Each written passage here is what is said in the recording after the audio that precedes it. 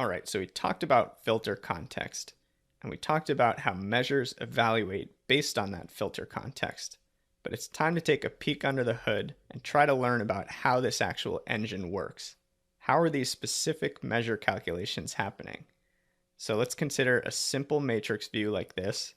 In this case, we're evaluating a total returns measure based on category names. And what we want to figure out is how this particular cell, this accessories returns number of 1,115, is calculated. So what I'm about to show you all happens behind the scenes, and it happens instantly every time the filter context changes. So I like to think of it as a three-step process, where step one is when the filter context is detected and applied. So this is where Power BI looks at the filter context for that particular value and says, okay, I'm being asked to only care about rows where the category name in my product table equal accessories.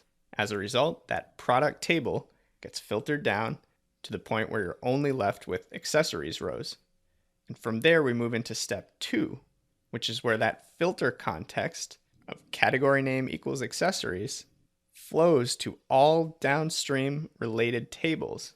So if you had a model like this, where that product table were connected to two data tables, sales and returns, you would see both of those data tables filter down accordingly to only the product IDs where the category equals accessories.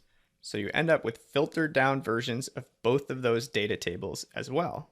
And that brings us to step three, which is when the measure formula actually evaluates against that filtered table. So the measure that we're looking at here, what it's essentially doing is it's counting the rows in that returns data table, but not the whole thing. It's counting the rows of the filtered down version where the product category is accessories. And as a result, the number of rows that exist after the filter context has been applied is 1,115.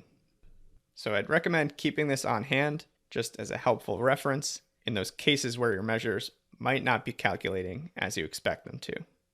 So with that wraps up the high level kind of conceptual part of this section of the course.